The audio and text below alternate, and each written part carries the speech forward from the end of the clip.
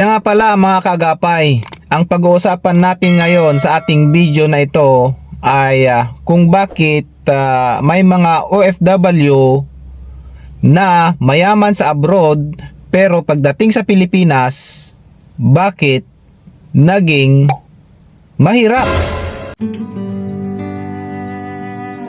So ayun na nga mga kaagapay kong OFW, welcome back dito sa ating channel. At yun na nga ang pag-uusapan natin ngayon ay tungkol sa mga nag-abroad at kung bakit nung nasa abroad ay mayaman pero pag uwi sa Pilipinas ay naging mahirap. Nakaka-relate ba kayo mga kaagapay? So mayroon talagang ganong pangyayari. Nung nasa abroad, bakit napakayaman, galante, nabibili lahat ng gusto. Pero pag uwi sa Pilipinas, bakit naging mahirap? Ano sa palagay nyo mga kagapay ang dahilan? Kasi, eto lang naman, walang permanente o matibay na plano. Mga kagapay, no?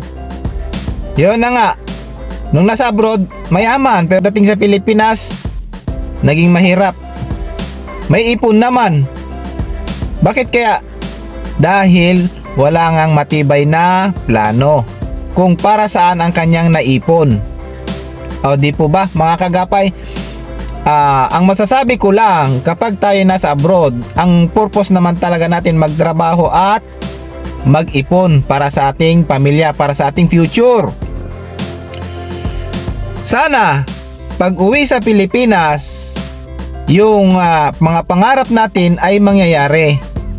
Pero bakit may mga pagkakataon na hindi nangyayari yung ating mga plano? Dahil hindi tayo seryoso sa ating mga plano sa buhay. Ang plano natin ay magpatayo ng bahay, magkaroon ng negosyo, pero bakit hindi nangyayari? Dahil sa mga bagay na hindi dapat, tulad ng paggastos. Dating pa lang sa Pilipinas, kakauwi pa lang, gastos dito, pabunar dito, pagpakain dito, ganyan. Dahil galing abroad, ang tingin sa iyo mayaman, bigay dito, bigay doon, gastos dito. Kahit na ano, ginagastosan na dyan nang wala namang katuturan, diba?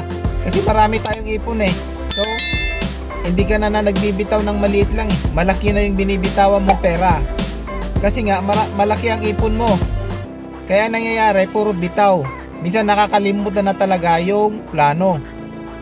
Hanggang sa dumating yung araw, dumating yung punto, nakakaunti na lang yung ipon mo, saka mo may isip na may plano ka pala kung bakit ka nag-abroad. Umuwi ka na para tuparin yung mga plano at pangarap.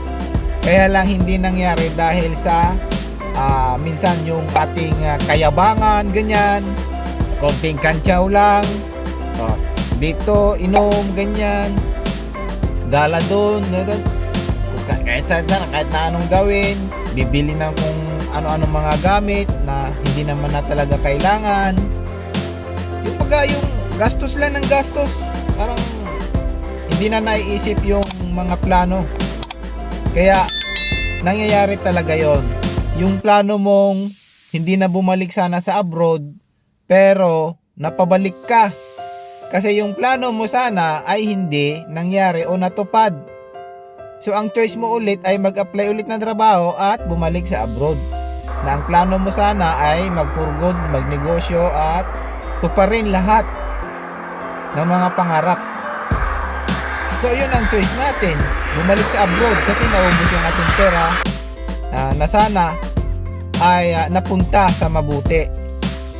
May mga naobserbahan tayo na mga ganong pangyayari at sabi ko nga sa sarili ko rin na sana hindi rin yung mangyari sa atin at wag na wag nating gagawin yun. Kung ano po yung mga plano natin, ayun po ang mangyayari pag uwi natin sa Pilipinas kapag tayo ay nag-for good. Mag-focus po tayo kung paano tayo kumita. Hindi yung puro palabas lang yung pera natin. Kasi pag puro palabas lang, walang pumapasok, mga kagapay, talagang mauubos ang ipon natin kahit gaano pa yan kalaki. Di po ba mga kagapay? Kaya sa ating mga kapwa OFW, maging wise po tayo sa desisyon, sa ating pag-iisip sa mga bagay-bagay na ating ginagawa pagdating sa pera. Kasi ang pera, sabi nung iba, kikitain pa yan. Oo, tama naman, kikitain mo pa yan. Pero, pag nasayang ang pera, nagsayang na rin po tayo ng oras. Diba? Di sana, nagre-relax ka na lang kasi may negosyo ka na, nagmamanage ka na lang ng negosyo. Pero, hindi pa rin eh. Kasi kailangan mo bumalik ng pangangamuhan kasi naubos na yung ipon mo na sana ay gagastusin para sa pagpapatayo o pagpapalago ng isang negosyo. So, halimbawa, may plano kang bumili ng lupa, hindi mo nagawa kasi nauna yung paggastos sa mga hindi kailangan. O di ba, mga kagapay? Sana ang may papayo ko lang para sa ating mga kagapay na OFW ay maging wise tayo sa ating mga naipon pag-uwi sa Pilipinas. Kasi yun ang ating prioridad. Kung ano yung mga plano natin, i-prioridad muna natin bago yung iba-ibang bagay dyan.